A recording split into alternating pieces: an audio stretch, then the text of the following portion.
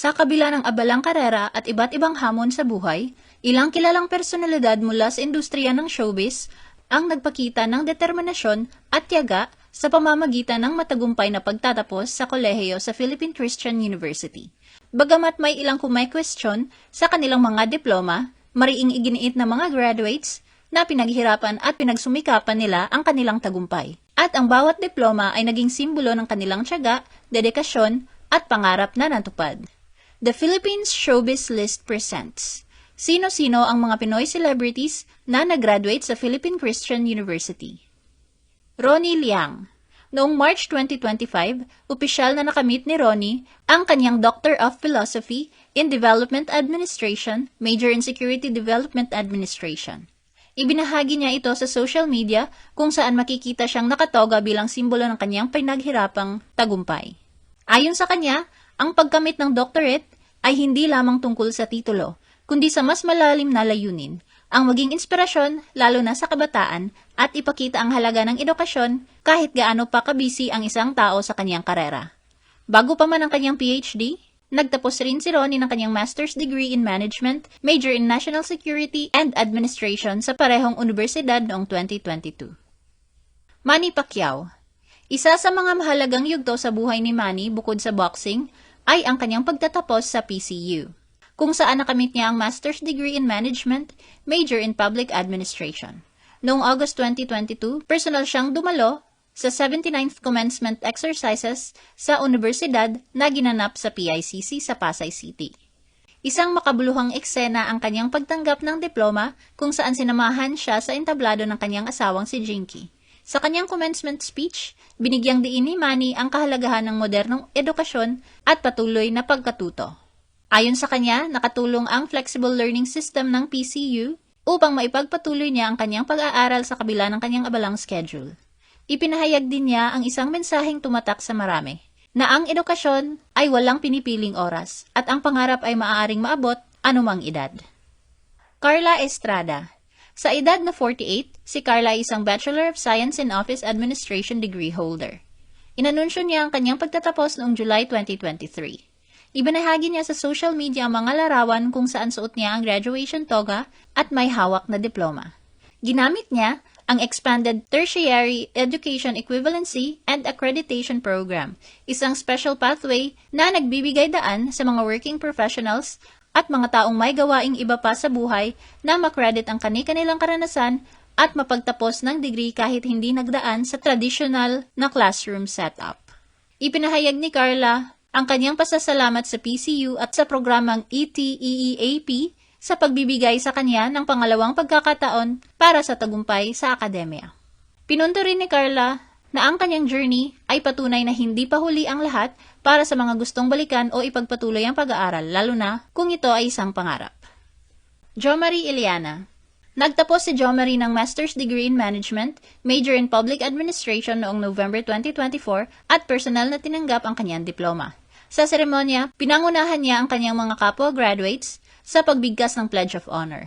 Sa isang panayam, ibinahagi ni Jo Marie na ang desisyon niyang ipagpatuloy ang kanyang pag-aaral ay bunga ng malalim na kaisipan at pagninilay-nilay lalo't dumating ang pandemya na nagbigay daan sa kanya upang balikan ang mga bagay na nais niyang tapusin. Ipinahayag niya na mahalaga para sa isang lingkod bayan na maging handa lalo na sa harap ng hamon ng pagserbisyo at pagbabago sa modernong panahon. Geneva Cruz. Natupad ni Geneva ang matagal niyang pangarap matapos siyang mag-graduate ng kolehiyo sa edad na 49, higit 33 taon matapos niyang simulang mag-aral. Sa kanyang Instagram post noong March 16, ipinakita niya ang sarili, suot ang toga at nakahawak ng graduation cap. Nagtapos siya ng Bachelor's Degree in Business Administration. Ayon kay Geneva, napagtanto niya na kahit lumipas na ang maraming taon, may mga pangarap pa ring natutupad. Noong 2024, ibinahagi niya na nagsimula siyang mag-aral ng AB Literature sa University of Santo Tomas, ngunit kinailangan niyang itigil ang pag-aaral upang unahin ang pagiging ina at pagtuon sa kanyang career sa showbiz. Binigyang diin din ni Geneva na ang edukasyon ay hindi lamang isang credential kundi bahagi ng personal at professional na pag-unlad. Wilbert Tolentino. Sa edad na 50, sa wakas, ang talent manager na si Wilbert Tolentino ay nagtapos ng kanyang Bachelor of Science in Office Administration bilang bahagi ng Class of 2026. Sa kanyang Facebook, ibinida niya ang ilang graduation photos at sa kanyang mensahe, ibinahagi niya na ang kanyang pagtatapos ay patunay na walang expiration date ang mga pangarap. Ayon kay Wilbert, maraming taon ang lumipas bago niya natapos ang kolehiyo. Dahil sa mga hamon sa buhay, kabilang ang pagiging bahagi ng isang pamilyang nagkawatak-watak. Noong 14 years old pa lamang siya, kinailangan niyang itigil ang pag-aaral at magtrabaho para makaraos sa buhay. Sa kabila ng kakulangan sa oportunidad, nagpatuloy siya sa pagsusumikap at sa edad na 18 ay sinimulan ang kanyang sariling negosyo kahit wala pang college degree at formal education. Ayon kay Wilbert, ang pagtatapos ay hindi lamang para sa sarili, kundi para rin sa pagpapakita sa iba, lalo na sa kanyang anak, na ang tiyaga, edukasyon at determinasyon ay makakabukas ng maraming oportunidad kahit anong balakid ang harapin. Angelica Yulo. Ang ina ni double Olympic gold medalist na si Carlos Yulo ay nagtapos kamakailan ng kolehiyo sa kursong Bachelor of Science in Office Administration sa pamamagitan ng ETEAP alinsunod sa Republic Act No. 12124 na nagbigay daan sa kanya na makumpleto ang degree sa kabila ng pagiging working professional at sa huling yugto ng kanyang buhay. Ibinahagi ni Angelica ang kanyang tagumpay sa Facebook noong March 13, 2026, kung saan nagpost siya ng mga larawan mula sa kanyang graduation ceremony na ginanap sa Philippine International Convention Center. Sa kanyang post, binigyang diin niya ang kahalagahan ng determinasyon at ipinakita na walang limitasyon ang edad sa pagtatapos ng pag-aaral. Ayon kay Angelica, ang diploma ay higit pa sa akademikong karangalan. Ito ay simbolo ng tiyaga, pagpupursige at pangmatagalang pangarap na kanyang pinanghawakan. Nagpasalamat siya sa lahat ng sumuporta sa kanya sa pag-abot ng milestone na ito, lalo na sa kanyang pamilya. Kasama rin sa seremonya ang kanyang asawang, si Mark Yulo, at makikita sa kanyang post ang mga larawan niya na suot ang itim na toga at hawak ang graduation cap. Pati na rin ang invitation sa kanyang graduation. Sajna Laparan. Noong March 13, 2026, ibinahagi ni Sajna ang kanyang graduation matapos makuha ang Bachelor of Science in Office Administration. Ipinahayag niya na ito ang pinaka-proud niyang achievement, lalo na't pinagsabay niya ang pagiging CEO, actress, content creator at estudyante. Ikwinento rin niya na nagsimula siyang magtrabaho sa edad na 13 at pansamantalang tumigil sa pag-aaral noong 16 para suportahan ang pamilya. Sa kabila nito, nagawa niyang matupad ang kanyang pangarap na makapagtapos. Inialay niya ang kanyang diploma sa kanyang ina at ipinagmamalaki na siya ang unang college graduate sa kanilang pamilya.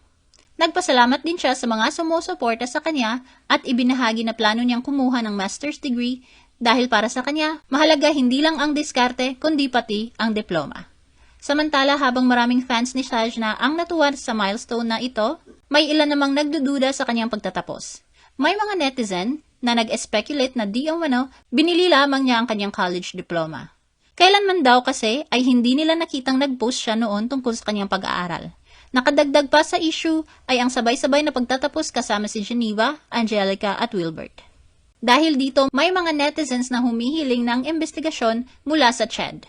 Lalo na't minsan ang nasangkot sa issue ang PCU matapos maglabas ng show cause at cease and desist order ang ahensya noong August 2023 at pinaratangan ng Unauthorized Transnational and Distance Education Program. Agad itinanggi ni Sajna ang mga paratang laban sa kanya. Sa kanyang Facebook post noong March 14, sinabi niyang pinaghirapan niya ang kanyang degree at hindi ito binili. Nasasaktan din siya sa kumakalat na maling impormasyon tungkol sa kanya.